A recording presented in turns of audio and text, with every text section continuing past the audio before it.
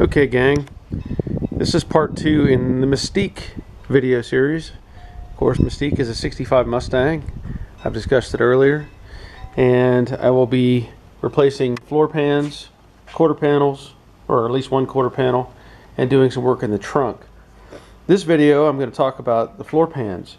I showed in my previous video that somebody had worked on this thing and they just did kind of a patch panel up front here, and it's not even attached to the floor support or frame rail, however you want to call it. So I'm going to replace the whole pan all the way back, and then I'm going to do some repair work back here where there's some pitting and some corrosion. Now this car is a little bit different. It came to me as a running, driving car. Had been worked on at a body shop. The owner didn't like what they were doing with it, so he took it back from him. And this car has some frame connectors. Pretty cool.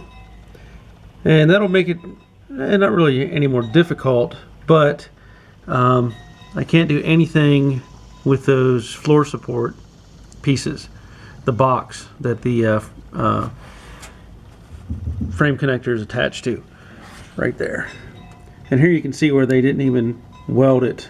You see the gap for the floor pan to floor support. So I have to be a little careful separating some things, but shouldn't be that big a deal to get this out. And so that's where I'm going to start. Now, obviously I'm ahead of the game a little bit because there's no interior in this car other than the driver's seat.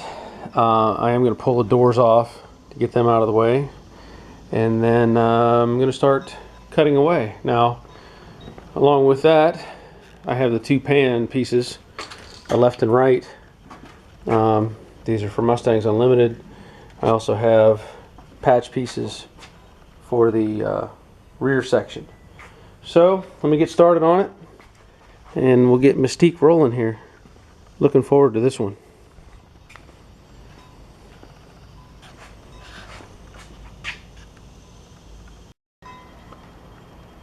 So that was easy enough. The doors just have a 9/16 headed bolt, 2 on top, 3 on the bottom. Got those out of the way.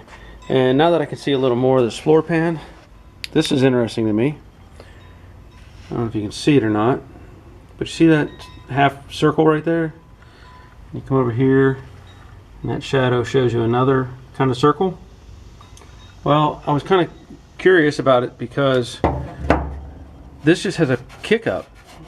There's no transition like the seat riser is supposed to sit on top of the pan. And so this piece that somebody put in, they just pushed it in and bent it up and welded it to the top edge of the seat riser. That circle is the opening where you would put a bolt through, up through here, to bolt your seat on. So that's part of the pan. They just kind of did their own thing and closed it all in. I'm not sure what I'm going to find over in this corner just yet. I could see tar and undercoating or something, but so yeah, a little different approach. I've never seen that done before, but doesn't matter, it's got to come out. Well, my plan was to save the seat riser. And if I was going to save it, you can see I took basically a sanding disc and I skimmed over the top of where the welds are. And in this case, I would have drilled through all these welds so that whenever I come back, I will have a pattern built into the seat riser. Because I'm replacing the floor pan, I'm not worried about a hole. But the other thing I would have done was, and just the way I do things, I would have cut it right here. Now the reason I say that is to break these welds, I would have to drill into the inner rocker panel. I don't want to do that, and I'm not really gaining anything by doing that in the first place, unless again I'm doing some other work, like say to the rocker panel. So what I would have done normally was take a Ziz wheel, a cutoff wheel, like this right here, and cut right in that corner.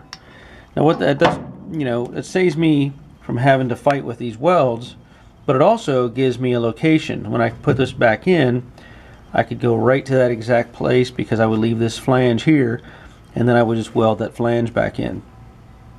I'm not going to do that on this one because what I found was, as I started to separate some metal up front, whoever did this metal work previously, they cut off the front flange off of the seat riser. And I'm not going to use this patchwork junk that they did, so I'm just going to replace both seat risers. It's, you know, it's up to you that if you want to do it or not. You know, if you got a good panel, it's worth saving. They're not that expensive, so I try to save what I can.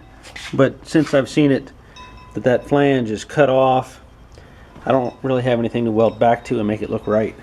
So I'm gonna just scrap the two seat risers and get some new ones. So that said, I'm gonna come back in probably with a plasma cutter and cut along this edge up here to separate the main piece from the flange. The flange actually goes down. I'm sorry, it shouldn't go down. It should be up like this right here. So by splitting that off right there, I'll be able to save myself a lot of time and then just clean up the flange, remove it. Looks like they've done something different up here because the flange is not where it should be. So that's what I'll do, cut it out and go from there. Well, the plasma cutter makes things a lot quicker. But now I can show you what I was talking about with this pan. This is supposed to be welded to that floor support, and it's not even close. So I'll finish cutting that out, get all that stuff out of the way, and of course the seat riser's out of the way now. And one other thing I'm going to show you, this area right there, there are some pinholes and rust through, but the rest of the panel is surprisingly solid. There are a couple of holes, but this is a factory hole. It's got the same thing on the other side. This was probably a hole where they had something mounted underneath, maybe a strap or something for the exhaust. But I'm just going to cut out this section and replace it. I'm not going to cut out this whole big panel, which would be a waste of time and effort. So I'll just fix what's damaged and drive on from there. Well, I've made some progress. I decided to just cut out the pitted up area like I said, and I fabricated a new piece from some leftover metal that I had. Now I used my throatless shear to cut this out. You know, whatever you cut it with, if it's a cut-off wheel or something like that, that's fine. And using the old one, of course, as a template, I kind of mimicked the shape. And I've said this in other videos, I take a piece of metal and I'll tack weld it to that so I have a handle. So when it comes time to set this in place, you know, it might take me 20-30 minutes to get my final fit right, blending and trimming, whatever.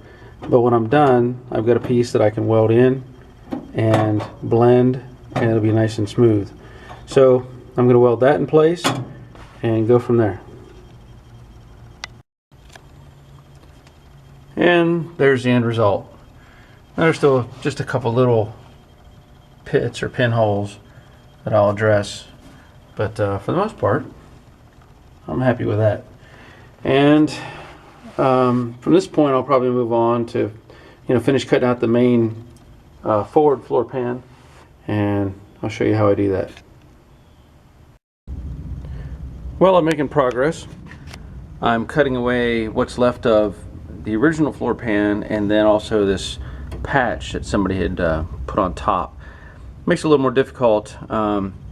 You know, I can't take the plasma cutter and cut because the floor support is here, and of course the cross member or frame cross member for the transmission.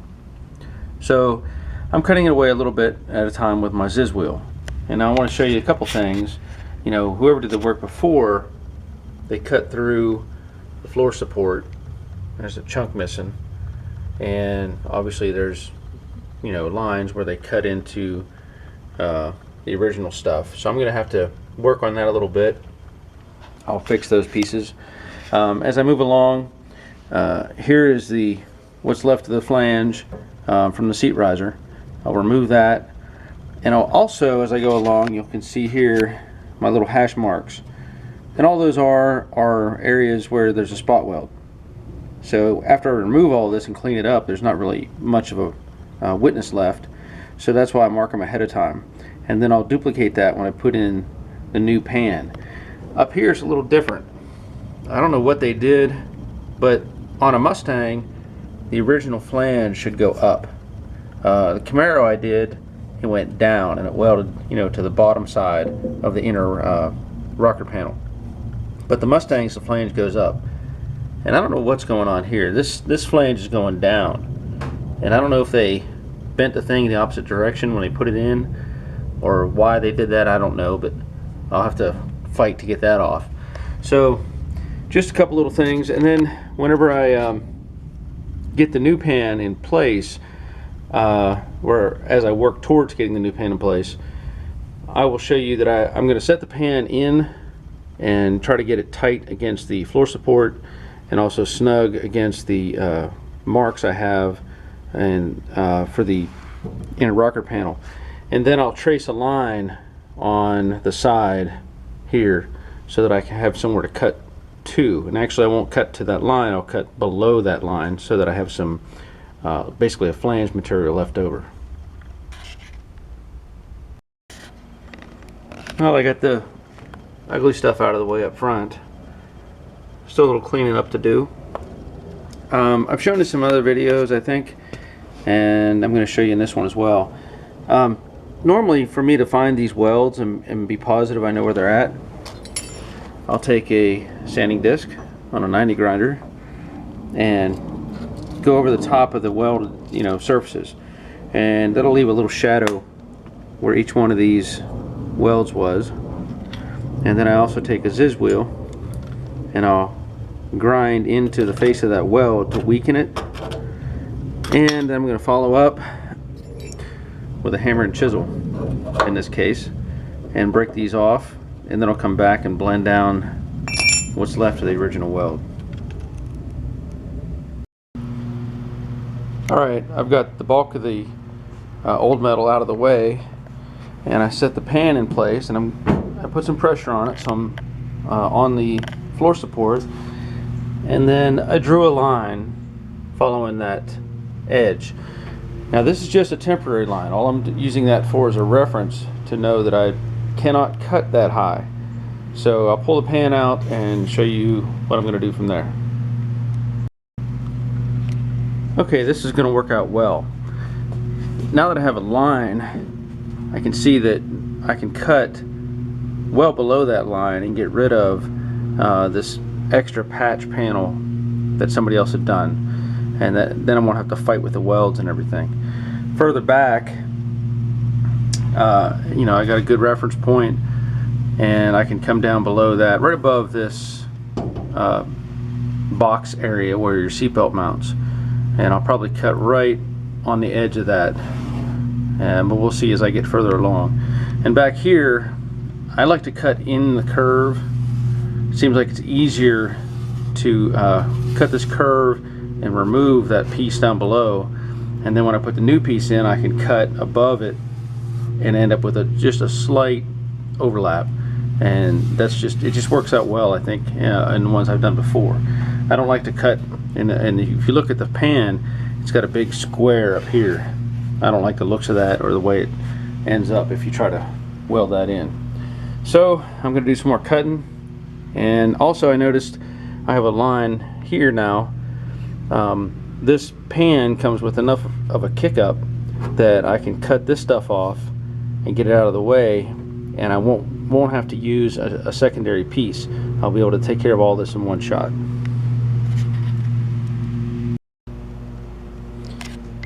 I've trimmed out the piece that was underneath that kick up right there, but I wanted to show you in the rear here where I trimmed off that corner, and then setting it in place you can see I drew a line. Hopefully you can see that. So now I know that I can't cut anywhere above that line, but I'll probably drop, I don't know, 3/8 of an inch below it and cut out the rest of that curve so that it's out of the way. The other thing I'm going to have to deal with, which is normal, is this corner up here. Now you can see there's my line where I cut off that other piece. But I know that this little chunk here was an add-in from the previous repair, but I'm going to end up making this piece, this whole curve piece. So I'll be cutting out this as well, and then I'll hand form a new piece to go in there. Not all pans have that kind of cutout. Some have more material, and you can actually pie cut and make your curve with those pieces. Just depends on the type of which pan you get. So I'm going to go with this one and make that piece. And there's my final cut. You can see my line, about a 1/2 inch below that line is where I cut. I cleaned out that corner, and this is what was underneath. This is part of the original metal, and you can see there's been some work done to it, but I'm going to remake that. And I'm going to show this piece. This is your seatbelt mount. I'm going to salvage this because you have to transfer this over to the new pan. This is where I'm going to stop on this video. This is just a removal, and the next video I will show you all the work I'm going to do to install the new pan. Thanks for watching.